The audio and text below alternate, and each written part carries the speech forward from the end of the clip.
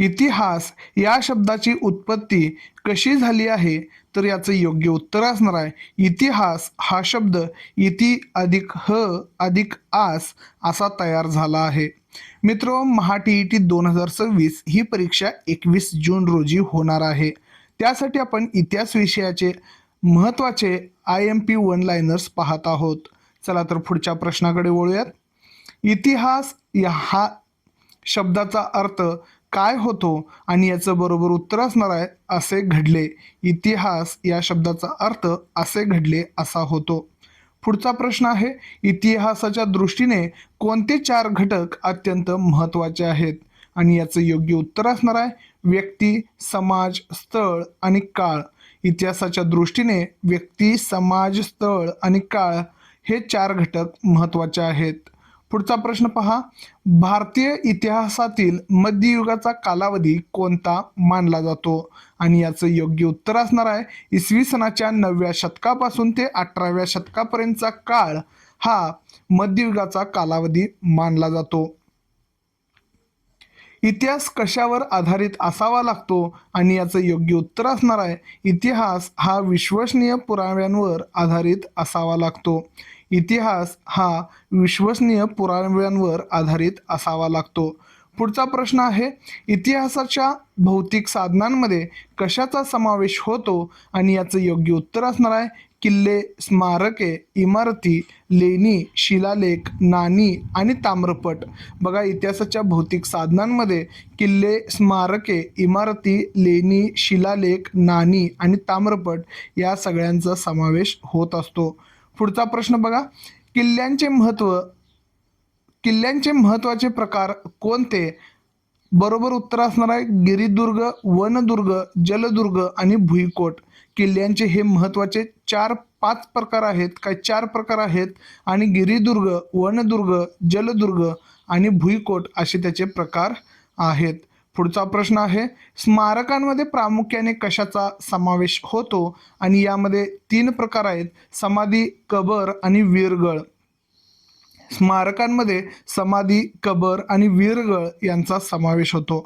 पुढचा प्रश्न आहे, ऐतिहासिक इमारतींवरून आपल्याला कोणती माहिती मिळते आणि याचं बरोबर उत्तर असणार आहे त्या काळातील वास्तुकलेची प्रगती, आर्थिक स्थिती, कलेचा दर्जा आणि लोकांचे राहणीमान कळते. ऐतिहासिक इमारतीवरून आपल्याला वास्तुकलेची प्रगती, आर्थिक स्थिती, कलेचा दर्जा आणि लोकांचे राहणीमान कळते. पुढचा प्रश्न आहे, प्राचीन काळी चलनात असलेली कोणती नाणी प्रसिद्ध होती आणि याचं बरोबर उत्तर असणार आहे कवडी, दमडी, ठेला, धेला, पै, पैसा, आना आणि रुपया. प्राचीन काळामध्ये कवडी, दमडी, धेला, पै, पैसा, आना आणि रुपया ही नाणी प्रसिद्ध होती. नाण्यांवरून प्रचलित झालेल्या काही म्हणी सांगा. बघा, नाण्यांवरून म्हणी देखील प्रसिद्ध आहेत. त्यामध्ये 1 फुटकी कवडी देणार नाही, चमडी जाय पर दमडी न जाय, पै पैचा हिशोब ठेवणे, सोला आणि सच असे हे म्हणी प्रचलित झालेले आहेत. ह्या नाण्यांवर आधारित म्हणी आहेत. पुढचा प्रश्न, इतिहासाच्या साधनांचे प्रमुख 3 प्रकार कोणते आणि बरोबर उत्तर असणार आहे भौतिक साधने, लिखित साधने, मौखिक साधने. इतिहासाचे प्रमुख 3 प्रकार आहेत इतिहासाच्या साधनांचे, ते भौतिक साधने, लिखित साधने आणि मौखिक साधने असे 3 प्रकार आहेत. ऐतिहासिक साधनांचा वापर करताना कोणती काळजी घेणे आवश्यक असते आणि याचं बरोबर उत्तर असणार आहे साधनांची अस्सलपणा तपासावा लागतो आणि त्यांचा वापर तारतम्याने आणि चिकित्सकपणे करणे आवश्यक असते. ऐतिहासिक साधनांचा वापर करताना 3 गोष्टी लक्षात घ्यायच्या आहेत. साधनांचा अस्सलपणा तपासावा लागतो आणि त्यांचा वापर तारतम्याने किंवा चिकित्सकपणे करणे आवश्यक असते. पुढचा प्रश्न आहे, नाण्यांवरून आपल्याला कोणती माहिती मिळते आणि याचं योग्य उत्तर असणार आहे राज्यकर्ते कोण होते, त्यांचा काळ, राज्यकारभार, धार्मिक संकल्पना, वैयक्तिक तपशील, आर्थिक व्यवहार आणि त्या काळातील धातुशास्त्राची प्रगती हे नाण्यांवरून कळत असते. बघा, नाण्यांवरून आपल्याला राज्यकर्ते कोण होते, त्यांचा काळ किती होता, राज्यकारभार कसा चालत होता, धार्मिक संकल्पना काय होत्या त्यांच्या, वैयक्तिक तपशील, आर्थिक व्यवहार आणि त्या काळातील धातुशास्त्राची प्रगती याबद्दलची माहिती आपल्याला मिळत असते. पुढचा प्रश्न आहे, सम्राट अकबराच्या नाण्यावर कशाचे चित्र होते?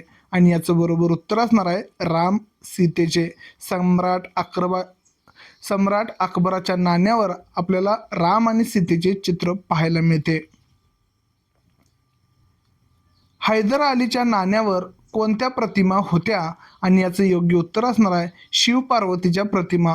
हैदर अलीच्या नाण्यावर शिव आणि पार्वतीच्या प्रतिमा होत्या. पुढचा प्रश्न आहे, पेशवेकालीन नाण्यावर कोणत्या भाषेचा वापर होत असे? आणि याचं बरोबर उत्तर असणार आहे अरेबिक किंवा पर्शियन भाषेचा.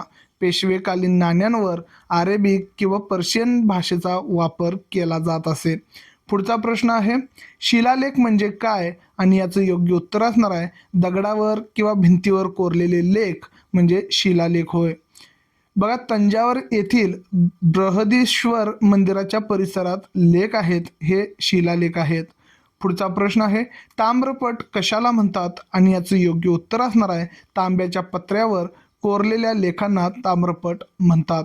यावर राजाज्ञा, निवाडे इत्यादींची माहिती मिळत असे. बघा, ताम्रपट म्हणजे तांब्याच्या पत्र्यावर कोरलेले लेख असतात आणि यावर राजाज्ञा, निवाडे वगैरे माहिती दिलेली असते. मध्ययुगीन काळातील कोणत्या लिपीची वळणे लिखित साधनांमध्ये आढळतात? आणि याचं योग्य उत्तर असणार आहे देवनागरी, अरेबियन, पर्शियन आणि मोडी.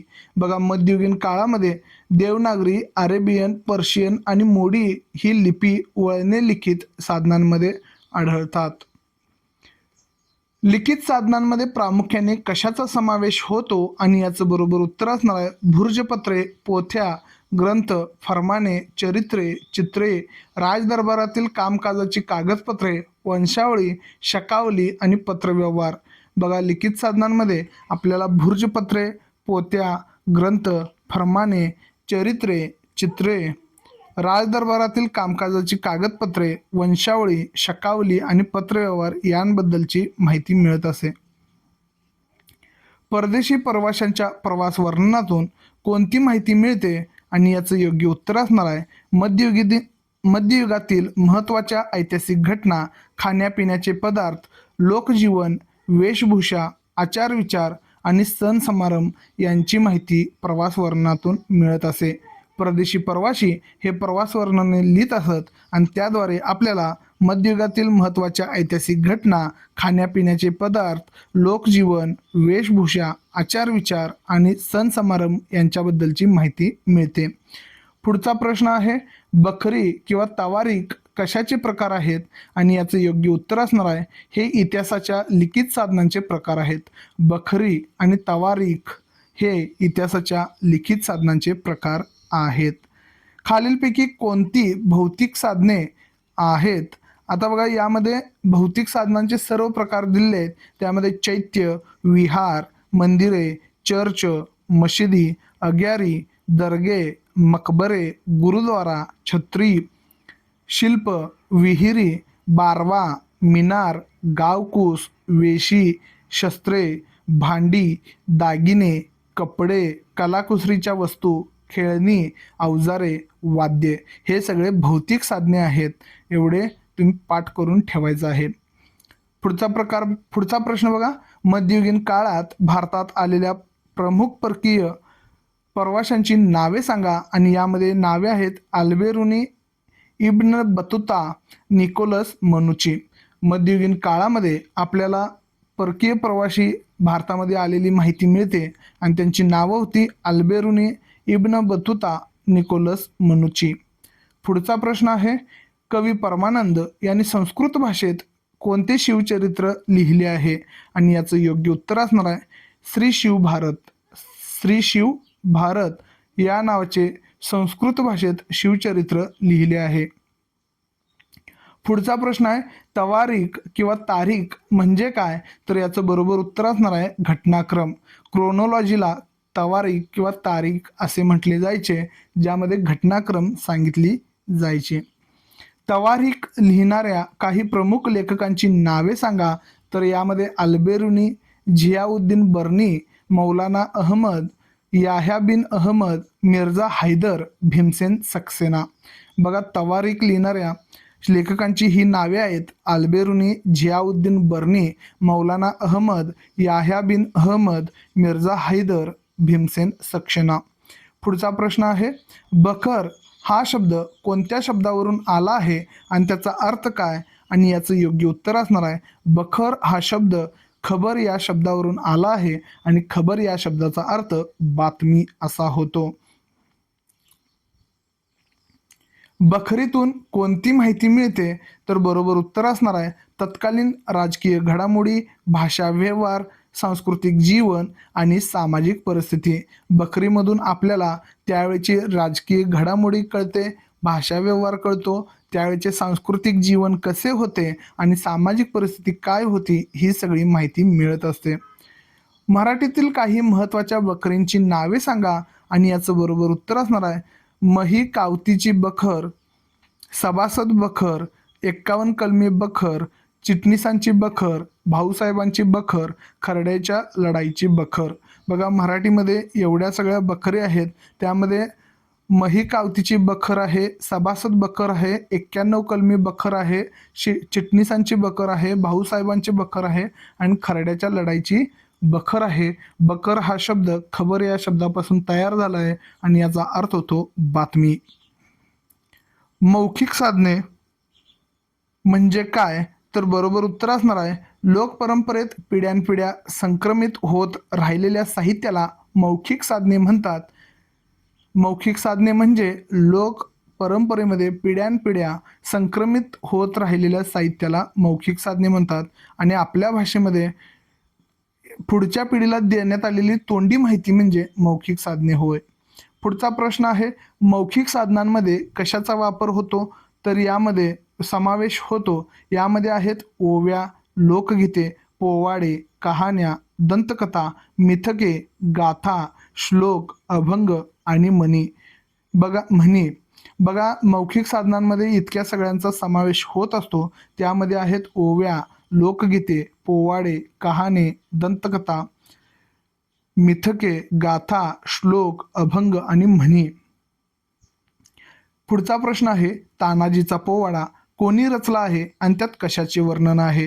तर बरोबर उत्तर असणार आहे, हा पोवाडा तुळशीदास शाहीर यांनी रचला असून यात सिंहगडाच्या मोहिमेचे वर्णन आहे. बघा तानाजी मालुसरे यांचा पोवाडा जो आहे तो तुळशीदास शाहीर यांनी रचला असून त्यामध्ये सिंहगडाच्या मोहिमेचे वर्णन पाहायला मिळते. इतिहासाचे पुनर्लेखन का करावे लागते? तर याचं योग्य उत्तर असणार आहे, इतिहासाचे संशोधन अखंडपणे चालू असते. नवीन साधने आणि नवीन माहिती समोर आल्यानंतर त्यानुसार इतिहासाचे पुनर्लेखन करावे लागते. बघा इतिहासाचे पुनर्लेखन करणे गरजेचे असते. तर यामध्ये महत्त्वाची माहिती अशी आहे की इतिहासाचे संशोधन अखंडपणे चालू असते. नवीन साधने आणि नवीन माहिती समोर आल्यानंतर त्यानुसार इतिहासाचे पुनर्लेखन करावे लागते. पुढचा प्रश्न आहे, ऐतिहासिक साधनांचा वापर करण्यापूर्वी काय तपासणे आवश्यक असते? आणि याचं योग्य उत्तर असणार आहे, त्याची विश्वसनीयता आणि अस्सलपणा तपासणे आवश्यक आहे. ऐतिहासिक साधनांचा वापर करण्यापूर्वी त्याची विश्वसनीयता आणि अस्सलपणा तपासणे गरजेचे असते. साधनांचा दर्जा कशाच्या आधारे ठरवता येतो? आणि याचं बरोबर उत्तर आहे, अंतर्गत प्रमाणांच्या आधारावर. साधनांचा दर्जा हा अंतर्गत प्रमाणांच्या आधारावर ठरवता येतो. इतिहास लेखनात लेखकाचे कोणते दोन गुण फार महत्त्वाचे असतात? तर याचं बरोबर उत्तर असणार आहे, निपक्षपातीपणा आणि तटस्थपणा. इतिहास लेखनामध्ये लेखकाकडे दोन गुण असणे महत्त्वाचे असते आणि ते आहेत निपक्षपातीपणा आणि तटस्थपणा. पुढचा प्रश्न आहे, साधनांचे मूल्यमापन करताना लेखकाच्या कोणत्या दोन गोष्टींचा अभ्यास करावा लागतो? तर बरोबर आहे उत्तर, लेखकांचा खरेखोटेपणा, व्यक्तिगत हितसंबंध, काळ आणि राजकीय दबाव. बघा साधनांचे मूल्यमापन करत असताना लेखकांच्या या गोष्टींचा अभ्यास करणे महत्त्वाचं आहे. त्यामध्ये आहे लेखकांचा खरेखोटेपणा, व्यक्तिगत हितसंबंध, काळ आणि राजकीय दबाव. पुढचा प्रश्न पहा, इतिहास लेखनामध्ये कोणती माहिती अधिक महत्त्वाची मानली जाते? आणि यामध्ये बरोबर उत्तर असणार आहे लेखकाने स्वतः पाहिलेली प्रत्यक्षदर्शी माहिती. म्हणजे इतिहास लेखनामध्ये ही बाब एक महत्त्वाची आहे किंवा अत्यंत महत्त्वाची आहे, ती म्हणजे लेखकाने स्वतः पाहिलेली माहिती. म्हणजे तो प्रत्यक्षदर्शी जर तिथे असेल तर त्यामध्ये ठोस अशी माहिती त्याला लिहिता येते. पुढचा प्रश्न आहे, लेखनातील कोणत्या बाबींचा विचार मूल्यमापन करताना करावा लागतो? तर यामध्ये बरोबर उत्तर असणार आहे अतिशयोक्ती, प्रतिमा, प्रतीके आणि अलंकार. बघा, लेखन करत असताना या बाबींचा विचार किंवा मूल्यमापन करताना करावा लागतो. ते आहेत अतिशयोक्ती, म्हणजे माहिती आहे त्यापेक्षा वाढवून सांगितली आहे का, किंवा प्रतिमा, प्रतीके आणि अलंकार वापरण्यात आले आहेत का, हे पाहणे गरजेचे असते. मिळालेली माहिती एकांगी किंवा अतिरंजित नाही ना, हे पाहण्यासाठी काय करावे लागते? आणि याचं योग्य उत्तर आहे इतर समकालीन साधनांशी ती माहिती पडताळून पाहावी लागते. बघा, मिळालेली माहिती एकाच बाजूने नाही ना किंवा एकांगी नाही ना, अतिरंजित नाही ना, हे पाहण्यासाठी इतर समकालीन साधनांशी ती माहिती पडताळून घ्यावी लागते. पुढचा प्रश्न आहे, स्मारकांमध्ये प्रामुख्याने कशाचा समावेश होतो? आणि याचं बरोबर उत्तर असणार आहे समाधी, कबर आणि वीरगळ. बघा, स्मारकांमध्ये समाधी, कबर आणि वीरगळ यांचा समावेश होत असतो. पुढचा प्रश्न आहे, तवारीख म्हणजे काय? तर याचं बरोबर उत्तर असणार आहे घटनाक्रम. तवारीख किंवा तारीख याला आपण घटनाक्रम म्हणतो आणि यामध्ये घटने म्हणजे सालाबाद जसं टायमिंग गेलेलं आहे त्या पद्धतीनं घटनाक्रम सांगितलेला असतो. पुढचा प्रश्न आहे, शिलालेख हा इतिहास लेखनाचा कोणता पुरावा मानला जातो? आणि याचं बरोबर उत्तर असणार आहे अत्यंत विश्वसनीय पुरावा. शिलालेख हा इतिहास लेखनाचा अत्यंत विश्वसनीय पुरावा मानला जातो. पुढचा प्रश्न आहे, लोकजीवनाचे विविध पैलू कोणत्या साधनांच्या आधारे समजतात? आणि याचं बरोबर उत्तर असणार आहे मौखिक साधनांच्या आधारे. लोकजीवनाचे जे विविध पैलू आहेत ते मौखिक साधनांच्या आधारे समजत असतात. मित्रो, हा व्हिडिओ इथे संपलेला आहे. असेच प्रश्नावलीचे संच मिळवण्यासाठी किंवा पाहण्यासाठी आमच्या चॅनलला सबस्क्राईब करा. फेसबुक पेजवर पाहत असाल तर फॉलो करा. भेटूया आणि एका नवीन व्हिडिओमध्ये. तोपर्यंत यूट्यूबला हाईप द्यायला विसरू नका.